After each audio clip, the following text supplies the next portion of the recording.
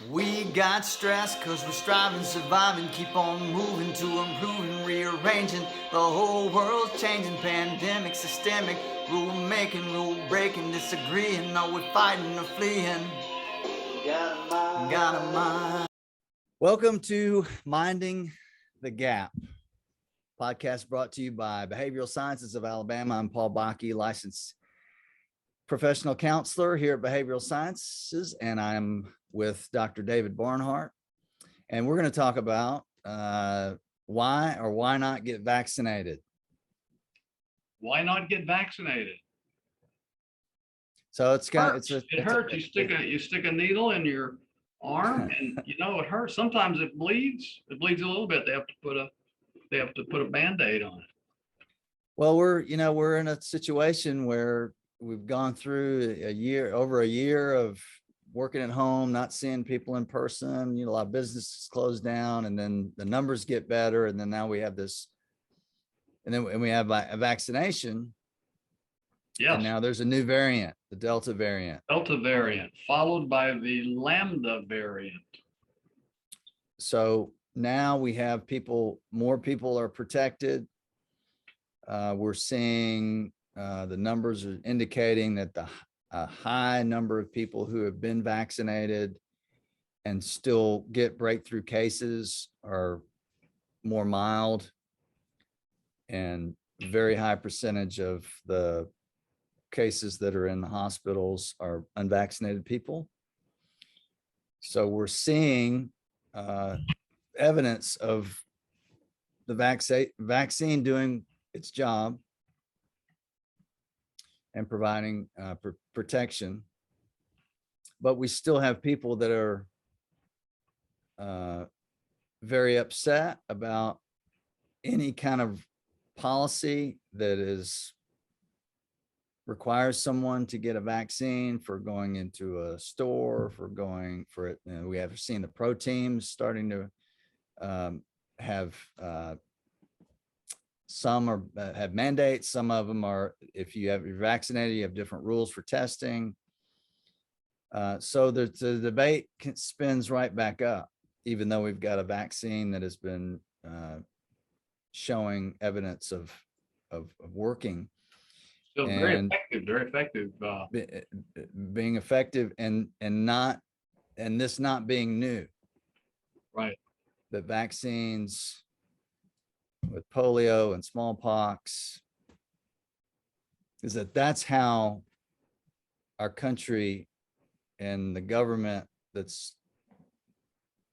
runs the country is got departments that are designed to help research and protect the population against getting sick and dying when we're talking about an epidemic. So there's a long history of that. And so what's different now? That's really kind of one of the questions, is what is different with what's going on now and vaccines that have happened previously that have stamped out polio and other viruses and diseases. Seems like there are a number of variables that may be contributing to that. Just a little side note here. I was just reading, this is an article about studies. So this is not a direct study that I was reading. I was reading about a study, and it was in the New York Times.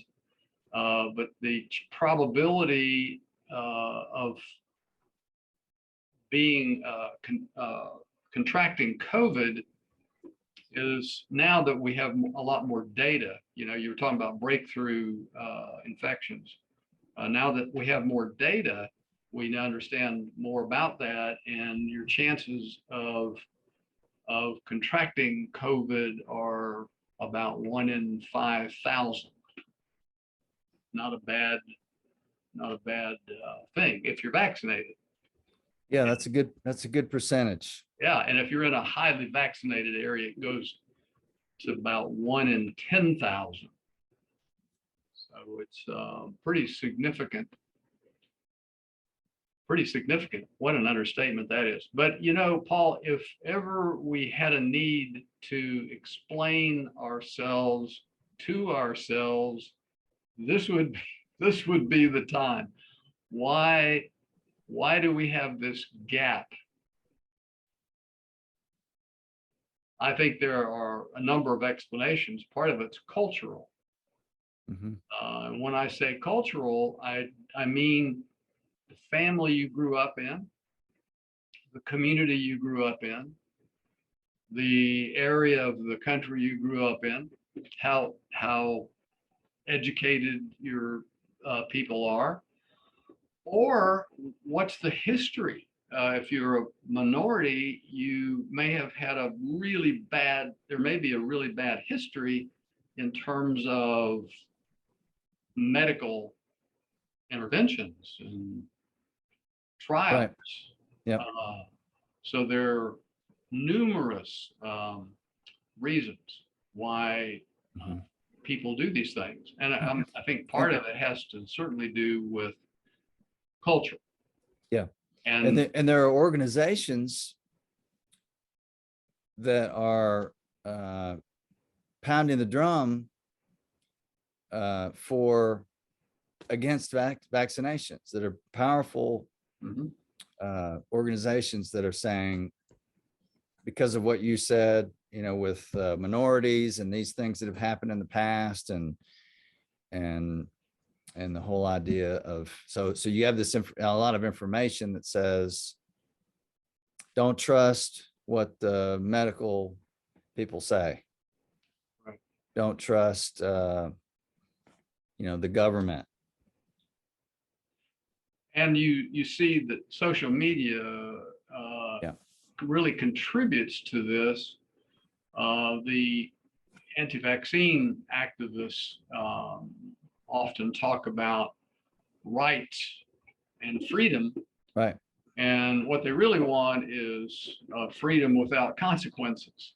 Mhm. uh, so vaccine critics have been around for a while, and so they've championed the cause. It's a false claim that vaccines cause autism, um, and a number of things that we've heard about, uh, fetuses and what have you. But this is information that's been put out that isn't based in Mm. science. And you wonder, well, what's the motivation? And I think the motivation of politicians typically is that this is a way of getting money. who is it that's listening to me? And if I have this cause that people have strong feelings about, then they're going to contribute so that I can continue to put that information out. Yeah. Contribute and vote. Mhm. And when you're considering whether you can win or lose, and you have a base of supporters that you might lose if you say something different than what they believe and feel, then there's motivation to perpetuate false information. Right. And I think we certainly understand how people gravitate toward believing in things. And it depends on how you're raised, essentially. So what's the cultural influence? What is it that you've Mhm. come to believe? And where do you go for your source of information? There was an experience. This is interesting because it kind of goes on both sides. So you've got people that are reactant because they believe these things about these false claims about vaccines. And so if you come out with a mandate to have a vaccine, then you're really going to get reactants. Right. So Because now you're trying to control me, my decisions. right. And when people are reactant, they will find a way to free themselves up. Yeah. Um, Even at the expense of truth and, mhm. you know, and so even good things for them. It's their truth though. It's their, so Yeah. they don't see it another way because they have reactants Yeah. against Yeah. the idea. And we do that all the time with different things. We focus on one variable of an equation, and whatever variable is most meaningful to us, we, as humans, we focus on that, and then that becomes truth. So we've talked about this before, this post hoc rationalization. I get a feeling, I get a trigger, I get a feeling about it, and then I use my my ability to think rationally to explain why I Mhm. felt that way, Right. even Right. if that's not true, That's because true. it's based on one variable or one article that someone said, or some piece of information. So a good example would be the minority um, vaccines. You know, that's true, then it's like that means it's true in every case. Mhm. It doesn't mean it's true in every case, even if it's true in this case or this previous case. And so that's the thing that people get muddled up with, is that, you know, the one piece of information, and we hear it from politicians who, you know, some people think these are our leaders, they're not experts in that field. Mhm. They're not experts in medicine all the time. You know, see, of course we have doctors that are in politics, but in many cases they're basing this on someone else's information, and they're not the expert. So anyway, so we have this pull all that together, and we have a lot of division and a lot of you know, decisions that are based on emotion, and that there's this gap. So how do we fill that gap with how do we find the truth and what to go with, without just stopping and going, no, I'm going to put my foot in the sand and dig in and focus on my freedom, you know? How can we, you know, how can we influence other people to investigate I, further, so maybe challenge their own ideas? well, it would have to be somebody that they identify with. Yeah, and we talked about that before. The social influence is the most, Mhm. you know, most powerful way to change. It's, I mean, when Mhm. people that you know and trust and care for have a different opinion, you're going to listen to that a little bit better than the other person on TV Right. that's on the other side of the political spectrum. Mhm. Doesn't matter if they're telling the truth and giving all that. There's this instant reactance Mhm. that's happening. You know, I read a study in applied psychology. So there's a journal called Applied Psychology, Health and Well-being, and they did a study where they looked at people with high intentions to be vaccinated on the a priori uh, spectrum, right? Um, and so they looked at, well, how would they respond to a mandate? And it seems like it would be obvious, and it turned out to be obvious. So that if you had a high intention to get a vaccine, then if there's a mandate, you don't have any problem with that. If you have a low intention to be vaccinated and there's a mandate, that's where you get reactants. And so they're not going to, you can't make me get a vaccine. Another little take on this reactance thing, though, is if you have a high intention to get a vaccination, but the vaccines are scarce, then you have reactants to get that, to have the freedom to get the vaccine. Hmm. And so reactance cuts across many different spectrum, so if, and I was, in my cynical mind, I was thinking, well, maybe if we made it scarce More people would want it. and charged too much for it, there'd be a big uproar, about you can't, keep us from having the freedom to have a vaccine. Anyway, Yeah. that was Well, one piece of information that's that I've noticed that's very typically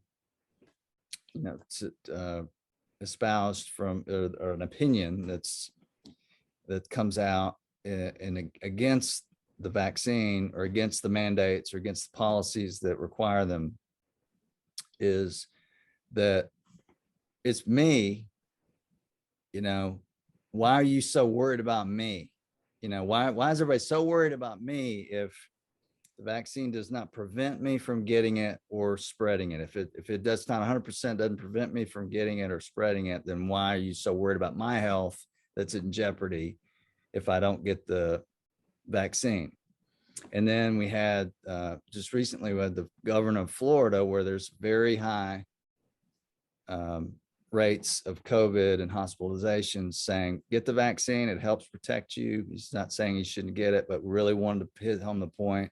If you don't want to get it, that's up to you. And it doesn't affect anybody else. If your decision to not get it does not affect anybody else. And then they had Dr. Fauci was saying, no, that's not true. that if you're more likely to spread it. That's something a lot of people are missing, and is getting out there as a reason not to get it. And it's just about me. It's not just about me. It's about me giving it to someone that's older or more vulnerable. Mhm. And we talked about that early on, and in our decision to come back or to stay away in the beginning was Mhm. we didn't want to infect our families and other people who are vulnerable. Right. And a lot of people have said that, we're more concerned about these other vulnerable parts of the population. And so that's a big factor that I think we should talk about. Yeah. That it's not just about me. Right. We have what would happen if I'd have said, I'm not getting the vaccine? What would you have said if I said, I'm not going to get it? We'll stay home from work. I would not be here. I would not be here at work, seeing people face to face. I wouldn't, Yes. And so so this is a private business. You get to make Right. the decisions about that, Mhm. Including seeing clients. We have a policy about that we recently, with the numbers going up, we have a policy that says if you're not vaccinated, we'll provide the services online or Right. via phone, but we're not going to see people.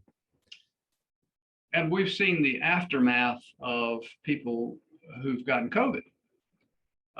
So we've seen the brain effects, and we've seen some really odd neurological impacts of people that have come in the office after recovery. Oh yes. And, Oh yes. yeah. And a teenager hospitalized Mm-hmm. for a couple of months. Yeah. We see that borne out, now with the who. So it's older people like me that aren't showing up in the hospital because we got the vaccine, and who we see are younger people that didn't get vaccinated. Mm-hmm. And you hear people that are listened to broadly on different talk jocks who say, well, if you're young, you don't need a vaccine. Yeah. Not just the talk jocks, but the Yeah. Another governor of another state Oh yeah. said this is a children's disease. Uh-huh. I mean, I'm sorry, an adult disease. Why are we gonna Yeah. punish the children and Mm. make them wear masks at school if it's an adult disease? And it's just, I mean, that's just, it's frustrating, so that the leadership is, but, I think in the past, when we've come on these podcasts, we've tried to kind of stay in the middle as much as we can, and not really get into, but this is a big deal. This is, at some point, we kind of have to take a stand and say, this is just what we believe, and this is the reason behind it. And we understand, based on our study and our expertise on the mind and how that the reactants, like we're talking about, and to be able to talk about it in this context, and not to say that people that don't get a vaccine or doesn't believe in it, or, they're not any less intelligent. I know that for sure. I know people who are very against it. I know they're very intelligent and really good people. I mean, good people that, I'd give, they would give you the shirt if you needed it. But there's these reactants, and there's this ground in something that happens in our minds that creates a gap. It does. And it's not about good and bad people, or smart and not intelligent people. It's Educated. it's right. It's not about, and so the idea is, what can we do to kind of encourage people to deal with anybody who is, very different, and to be able to maybe get people to see that the emotional response that cuts off the ability to really process information and find things out, and think things all the way through. We want to be able to be part of the solution of people being able to be open to those ideas, because this is really about protecting people in our country that we love, and Right. and So that are, we have to have an empathetic response, first of all, because we know that when you yell at people, they react that's negatively. right. We call them names, or, just talk down to them in any kind of way, or don't listen, or whatever it is. Yeah. And we had, I mean, we had this discussion during the election. How do you deal with your uncle who's got a completely, different political view that Mhm. espouses it at the Thanksgiving dinner? Uh-huh. Because if you start arguing with them, you're not, it's just not gonna do a whole lot. You listen You'll and just make your you just point. have indigestion. That's right. Yeah. It's Yeah. it's not going to go anywhere. Yeah. So, I think that if how do we move forward? And I think that it's a long project. It's a long project and it's an important project, because if you have reactants to this, then that may have implications for other health things that are coming up that we haven't faced yet. Mhm. So we have to figure out how to be able to get people to be open to influence, and that's in their best interest. Are there ways that we can do that? And I don't know.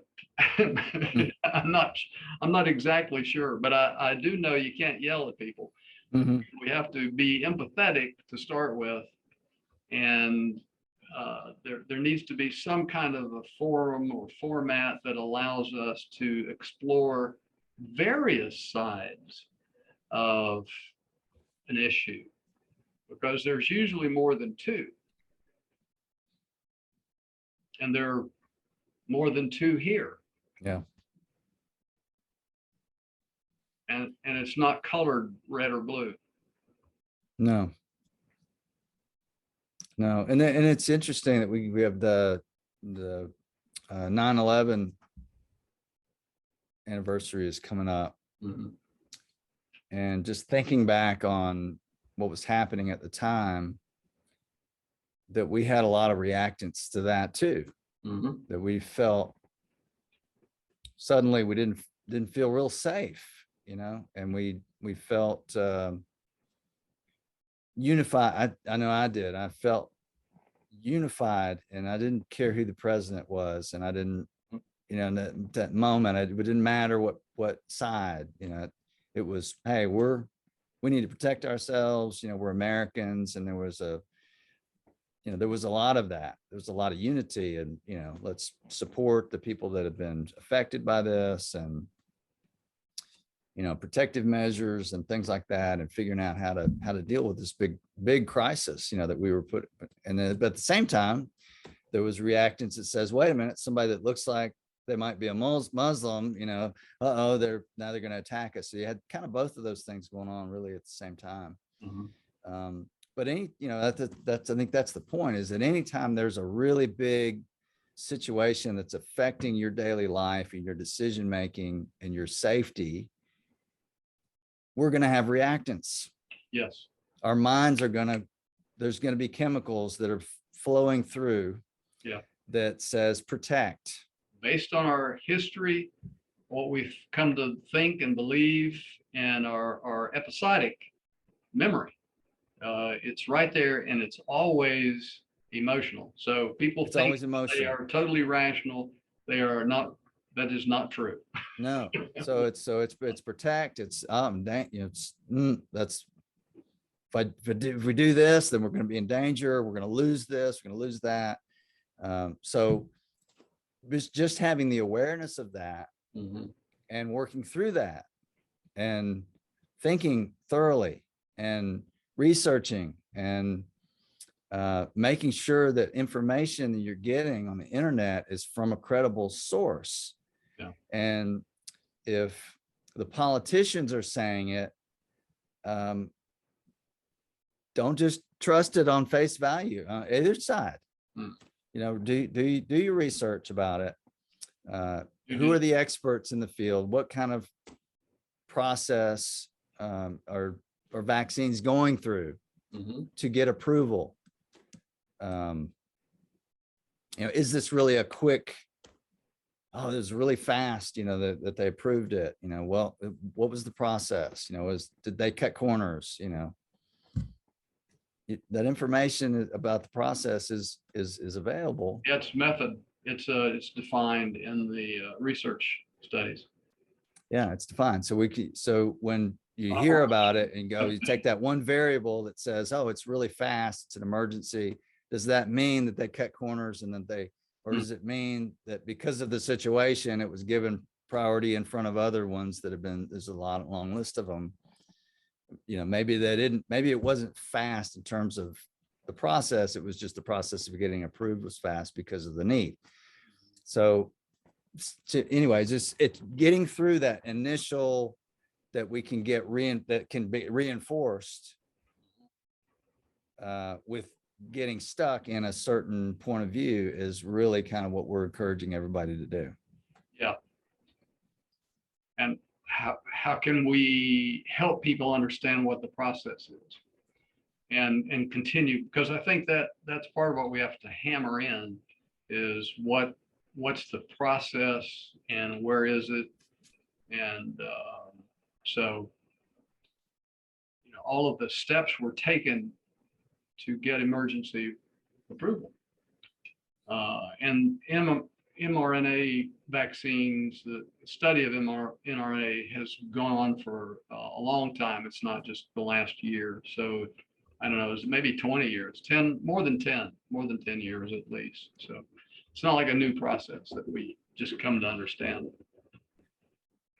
Yeah, but it's new. It's new to people who have not really been worried about that. True. It's new for, so that's kind of what I'm talking about here, is find out how this thing works. Because nobody thinks about that. You don't sit down at the dinner table and say, let's talk about the process of Yeah, how just medicine is approved. methods. That's What are the fun. That's a methods great involved? topic to discuss. Yeah. What are the methods? Yeah, but as soon as it's a worldwide kind of thing and it's affecting our daily lives, then, oh, well, it sounds like that was really fast. Mhm.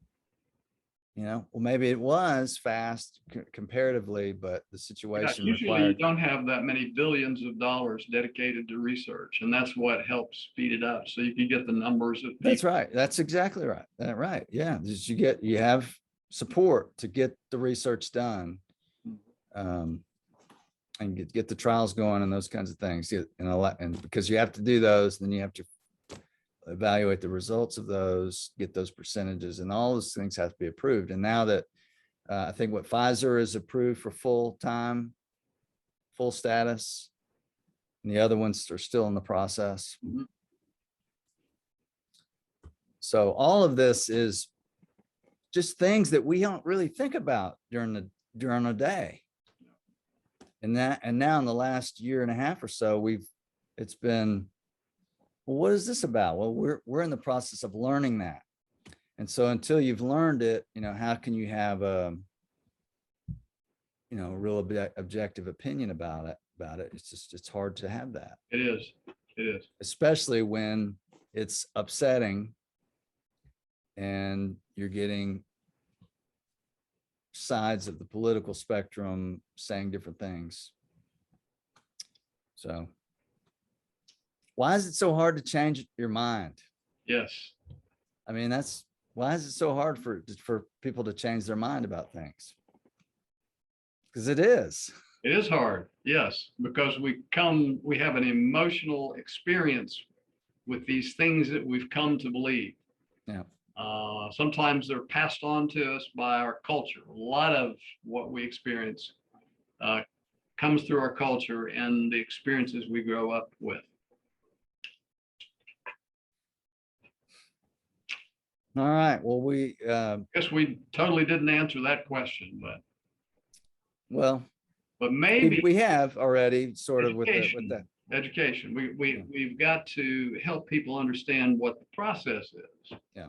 And we didn't know what a hanging chad was. That's right. You know? Yeah, like that was, Remember the hanging chad? I remember the hanging chads. Yes. Yeah. And the guy with the magnifying glass. Exactly. Like, okay, this is how they're deciding this. The magnifying glass, deciding if it's all the way out or still on there. Yeah. Yeah. So, but the why goes back to,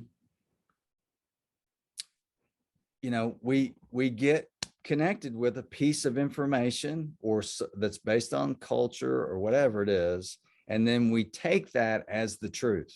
Right. That's the way it's supposed to be. It's a given. If we change, once you change something you're used to doing, it's unsettling. Cognitive dissonance. Right. It's right. So it's uncomfortable to look at changing my mind about something, changing my attitude about something. It's very uncomfortable to do that. And it's much simpler to just stay with the same thing that we're used to. Yes.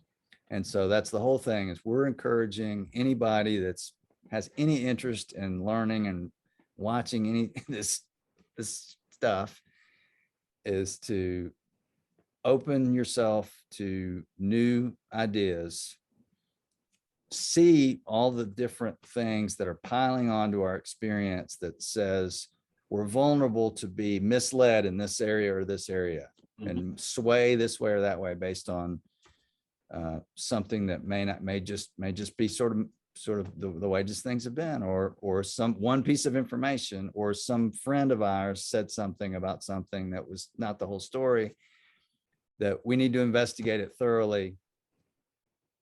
We used to talk about in addiction recovery, contempt prior to investigation. Yes. So a lot of people who would question things about the recovery process, we would talk about that. Don't have contempt for something prior to investigating it fully, because it keeps you from having the full access of information, and ultimately they can help you. And I think that's really Good what we're phrase. talking about. That's a Yeah. good phrase. That's a Yeah. good one. That's applicable here, I think. Yeah. So maybe that's the name of the podcast: Contempt Prior to Investigation. Yes, good one. Contempt. Forget the psychological reactance ideas, just contempt prior to investigation. Yeah. I That think are- we're going to name it that, I think. Okay. All right. Well, thanks everybody for listening. We're kind of going ranting a little bit, I guess. But it's a difficult time, and we want to talk about this kind of stuff, and we want to be open about what we think about it. And you get to decide if it makes any sense or it's a bunch of BS. That is up to the people that are watching. Yeah. But we do appreciate you tuning in, the two of you that are watching. And we look forward to the next time. Please rate, review, and make comments on our YouTube channel and Facebook. And have a great day.